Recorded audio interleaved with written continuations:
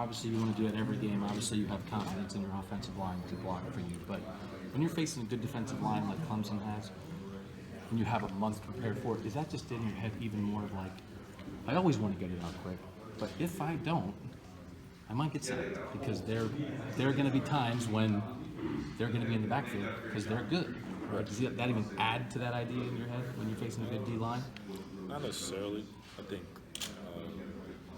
like, I try to tell them, like, not every time are you going to have the perfect set. That's perfectly fine. I feel like I'll try to do my best to escape the pressure and things like that. I feel like I'm pretty good at that. So, with that being said, it's not like I'm not sitting there trying to ask them to be perfect, and I'm not focused on any more of getting the ball out quicker.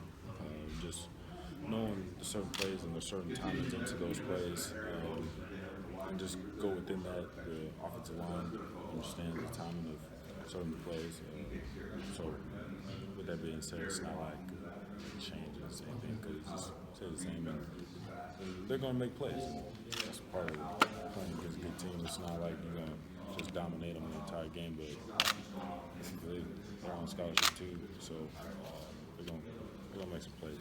GT, I mean, you have all these records, you're 26-3, and yet with fans, it seems like you're a very polarizing player for whatever reason.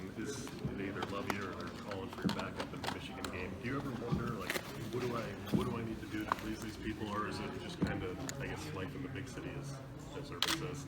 Yeah, no, I feel like I really don't try to please anybody. I try to go out there and play the best I can, and sometimes I'm gonna have a bad game, or sometimes it's gonna be a bad play.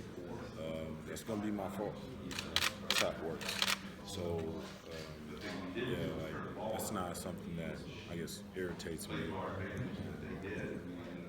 It's part of being a quarterback. I feel like because anybody, I feel like because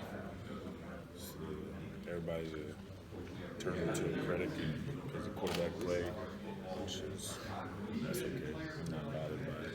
When you think about where this offense is right now, and I know for every quarterback and every offense it's a combination, but how has the offense adapted or adjusted at all to your strengths as a quarterback, and how have you adapted as a quarterback in your time here to what this offense wants a quarterback to be? Like, would you be JT Barrett and play the way you do no matter where you were, or are there parts of it that you've gotten better at this part of your game or really emphasize this because you're in this version of this Urban Meyer offense? Yeah, you asked me that before.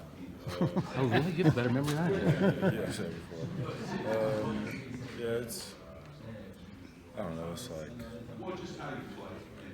I feel like that when you get recruited, they always want you to fit their style of what they want to play, as far as not just quarterback play, but also as a person, and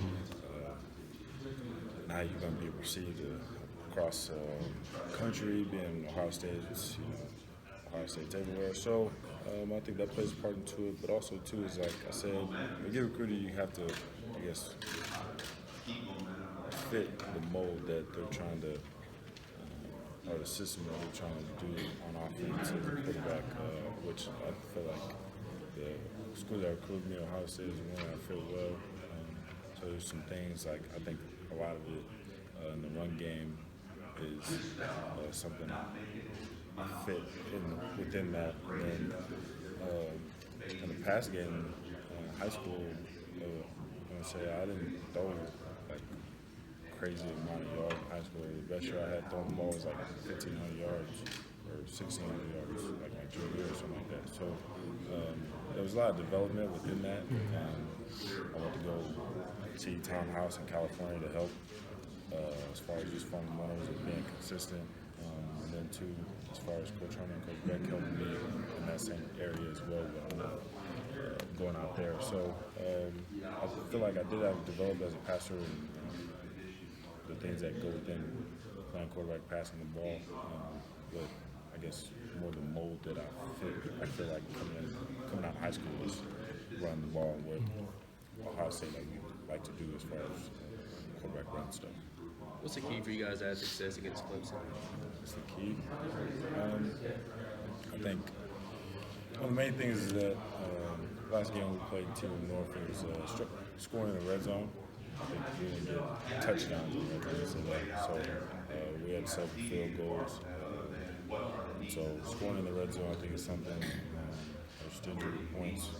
I think too is making sure that we stay on the field and maintain drives and score within those drives because we don't want our defense to be out there on the field with the offense that they have, knowing that they can score.